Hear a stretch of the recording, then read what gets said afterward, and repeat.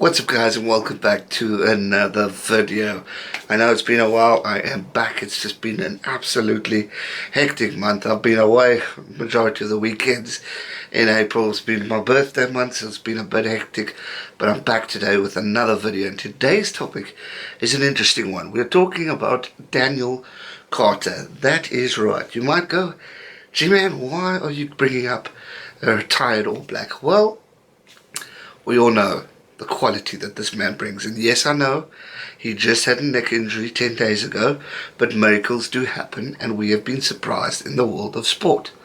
So hence why I'm doing this video. Now, I read an article the other day. I think Steve Hansen did it, not Steve Hansen, Graham Henry. Sir Graham Henry did an article about 2 or 3 days ago saying that calling Dan Carter back to the All Black squad wouldn't be a bad idea. Now, the reason that inspired this is because Damian McKenzie has officially been ruled out of the World Cup, which is absolutely terrible news. I think Damian is a fantastic player and would have been an absolute asset to the All Blacks going into this World Cup and would offer such quality. I mean, the depth within New Zealand rugby is still amazing. It's not the end of the world, definitely not. But I think he would have been a great asset to the All Black squad. And I think it's a massive, massive loss that he won't be there. So, Daniel Carter was brought back up. Now you've got Richie and you've got Beauden Barrett. Two quality fly-halves. One plays for the Crusaders and the other plays for the Hurricanes. Beauden Barrett is a World Rugby Player of the Year. Richie, they say, is an upcoming genius. And both players could respectively wear the number 10 jersey. And I know it's a competition between provincial level supporters of who the best is, but I mean, you got quality there, and to be able to have those guys at the helm for New Zealand, I think that's absolutely amazing. Now, the talk that Graham Henry was doing was bringing Dan Carter back into the World Cup contention, but not as a first choice, not as a second choice, but as a third choice. Now, obviously, Damian McKenzie can play flyhalf and he can play fullback, and I think they were looking at him more for a fullback point of view, but there are other great players who can fill in that position to fill in, like Ben Smith, and all the other greats that are within the All Black. I mean, you got Barrett, the other Barrett. So he was saying it might put a risk at it having only two, so bringing Dan Carter, and then you've got that backup. Now, personally, I don't think that's a bad idea at all. Dan Carter is one of World Rugby's greatest players ever. The achievements that he's achieved for New Zealand, for Canterbury, for the Crusaders, for Racing, for his Japanese team are truly remarkable. He has done it all, and he is just pure talent. Not only is his kicking game brilliant, but his skillfulness, his on-field, his defence, his attack. Dan Carter can pretty much do it all. If we have to talk about best fly-offs in World Rugby, Dan Carter is right up there because of everything that he's achieved. Over 100 caps for the All Blacks. I mean, it's truly remarkable. He's a World Cup winner.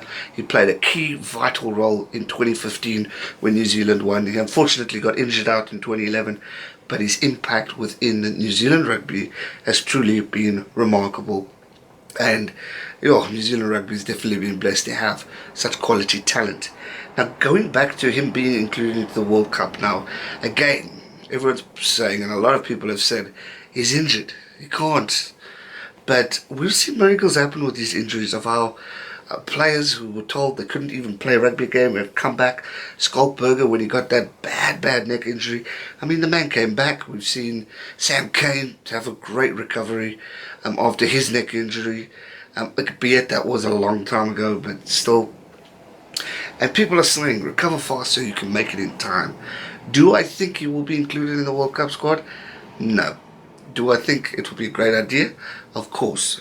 And why I say that? Not as a player, because it's all about building and growing talent in New Zealand rugby, because we obviously know there's going to be an exodus. There's going to be players who are going to go to play overseas and all that jazz.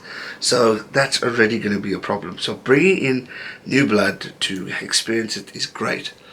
But having Daniel there as a backup or third choice, or is such a big impact, but not only for a player, but as a leader, as a mentor to other players. He's experienced it. He's done it all in good times and in tough times for New Zealand. He's been a part of it. And for me, maybe not take him as a player, but take him as a mentor, or a backup kicking coach, or a backup coach, whatever they may call it, just to bring him along that journey, because he's experienced it. And I mean, for the back line to have a mentor like that, I mean, some have been these heroes, some have been role models growing up and all that jazz. To have someone like that to look up to ask advice, would be absolutely amazing. So I think as far as going from playing, I don't see that happening. I really don't. As awesome as it will be, but I think Beauden, Barrett and Richie will have it covered at the fly-half position. If they get a backup, great stuff. They've got top quality players that can do it. Within the depth of New Zealand rugby, it is truly, truly amazing. I mean, yes, there have been injuries that have come about, but I really think they're going to be okay. They're going to be strong. They're still contenders for the World Cup. They still are able to achieve what they want to achieve going forward. They're an amazing rugby team. And I know Steve Hansen's got everything prepared and selected already. He will know what he wants. He'll know what he will need to achieve. The only thing that's could be a problem is seeing how the end of Super Rugby is going to be, and the potential risk of losing players. I know the Sailors are pulling out a few guys for the next contest, which rightly so, because you've got to hold on to these guys. We've seen like Damian McKenzie, for example, players getting ruled out of a World Cup opportunity due to these games like the Pro 14 or European Champions Cup, Gallagher Premiership, Super Rugby, whatever it might be. Players are at risk of their dream of playing World Cup coming to an end because of the competitiveness within these provincial leagues. I mean, if you look at the European Champions Cup, the semi-finals were absolutely epic. If we look at Super Rugby, it's intense, it's hard to predict. The rugby and quality that's been brought out from World Rugby at the moment is absolutely amazing. Why?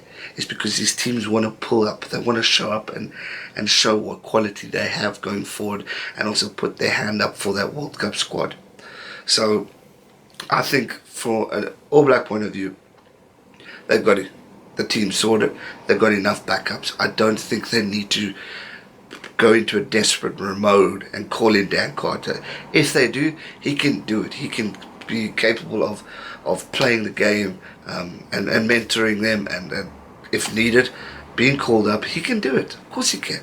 He's achieved so much already. Why not? And it'll be amazing for All Black Rugby if he can. But for me, rather focus on the young guys. Bring in a youngster, get him experience, especially against a weaker team, and allow him to play.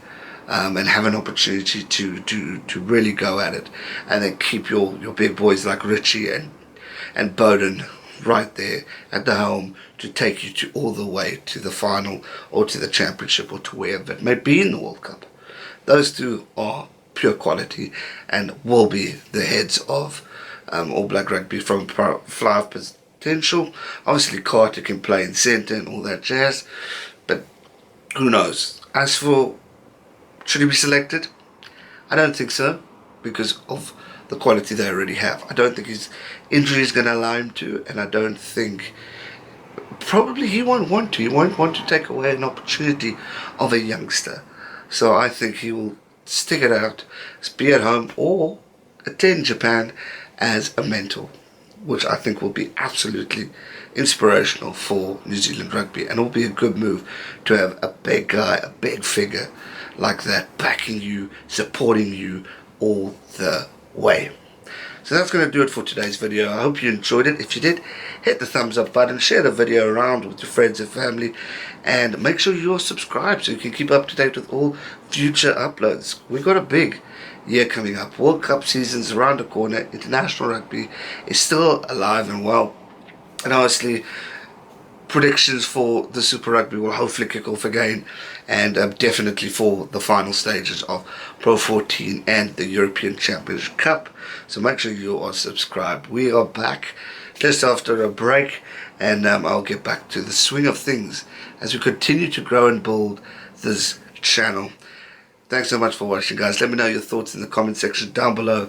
Answer the poll above. Should Dan Carter be selected in the All Black squad for the 2019 Rugby World Cup? Let me know your thoughts, and I'll be curious to hear what you have to say. Thanks so much for watching. Stay safe and never give up. Cheers.